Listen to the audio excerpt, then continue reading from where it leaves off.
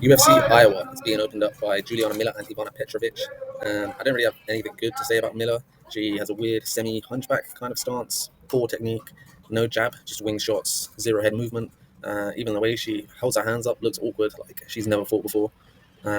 She seems physically weak as well. Literally 3 times she tried to take down Veronica Hardy, but just got pushed over onto her back. On top of that, she got taken down a few times herself. No get-up game whatsoever. But she seems happy to be on bottom, which is the type of fight you never, ever want to bet on, really.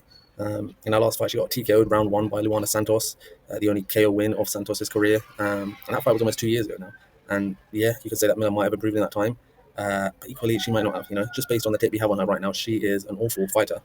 I think Petrovic takes this one comfortably, either by getting her own takedowns or reversing Miller's takedowns and then keeping control for the entire round. Because Miller just can't get up or doesn't want to get up. Or Petrovic might just keep the fight standing and win there. Her stand-up's nothing special, but it's cleaner than Miller's, and she at least has some basic technique and athleticism. Minus 250 isn't a very attractive price, but it's understandable, and she should win. Although ultimately it's women's MMA, so parlay at your own risk. Dontel Mays versus Thomas Peterson, a low-level heavyweight shitfest. Mays is straight up not a good fighter. I faded him in basically all of his fights and will never bet on him. Peterson is pretty shit too, but probably one level above Mays.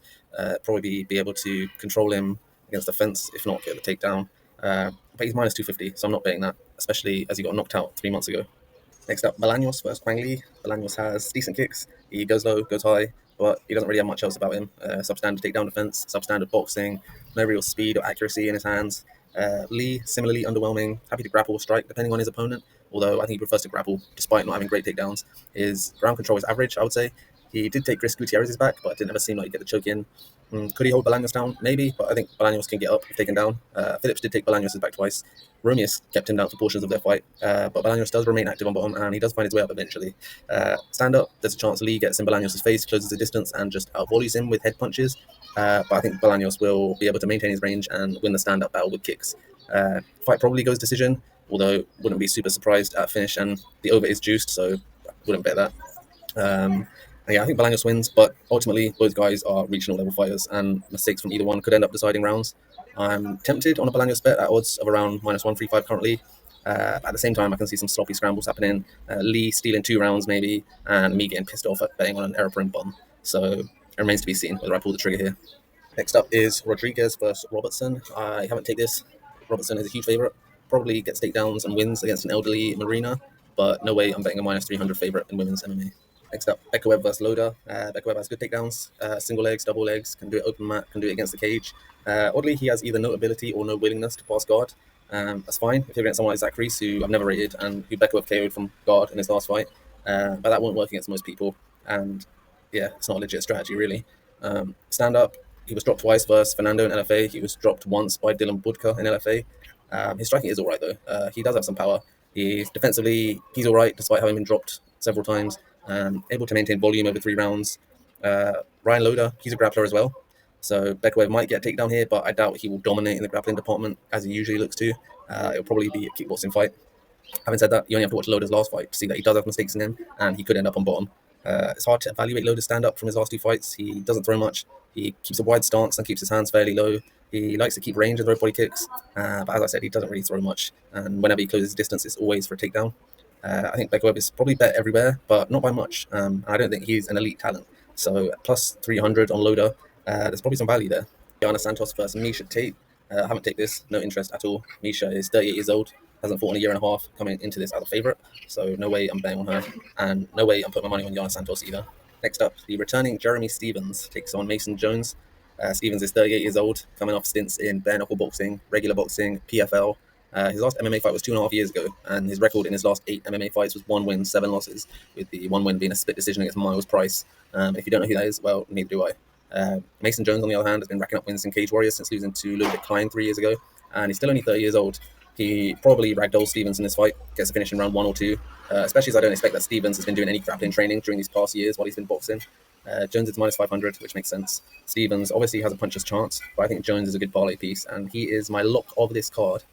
Smotherman versus Saidi up next. I lean Saidi here. He'll be slightly bigger. I think he'll land slightly more and do slightly more damage. KO is on the cards for him too, whereas I don't see Smotherman finishing Saidi. He's minus 135 now. Is there any value there? I don't know. Montel Jackson versus Marcos up next. Montel has a big frame for the division, will have a noticeable height and reach advantage against Marcos. He's a patient striker, quite low volume, but his power is undeniable. He knocks down everyone he fights. His distance management looks good too. He's good at making opponents miss strikes. He stays out of range, fires off a punch, and then gets back out of range. The problem is that he only fights once a year, and his last 2 fights were against grapplers, which he finished in the first round. So it's hard to accurately get a read on his current stand-up level against proper strikers. We have to go back 2.5 years to his fight against Julio Arce, which he won by decision, getting knocked down in round 3 after 2 boring rounds. The thing is, if he fights in a similar way as he did then, Marcos could easily win a decision here if he doesn't get knocked out, just by being more active and landing more, even if it's not hurting Montel much. For that reason, I can't really bet Montel at minus 200. I'd rather take Marcos to win by decision at plus 300. Ponzinibbio versus D-Rod up next. They're both old, both washed, but I think D-Rod will throw more, land more, and get the win. I'm not a Ponzinibbio hater. I've actually bet him a lot over the past few years. Bet him against Michel Pereira, bet against Kevin Holland, bet him in his last fight against Carsten Harris. But I just think D-Rod will probably edge this one out. Next up, Rainier Derrida versus Bo Nickel. Line has moved a lot towards Bo, but I dare say that anyone betting him at minus 300 is an idiot.